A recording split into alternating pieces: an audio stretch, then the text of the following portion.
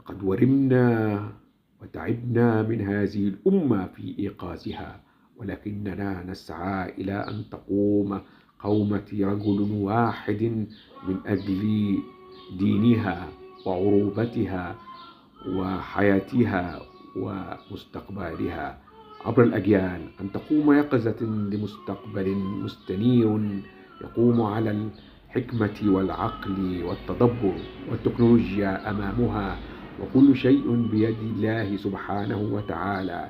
فإننا ندعو للخير، والخير لابد أن يحتذى به في زمن تثير فيه المشاكل والمآسي والمعاصي والذنوب والفتن التي تحيط بأمتنا العربية من الخليج العربي والمحيط الأطلنطي. فقوموا أيها العرب إلى ما فيه خيركم وخير شعوبكم وطنكم.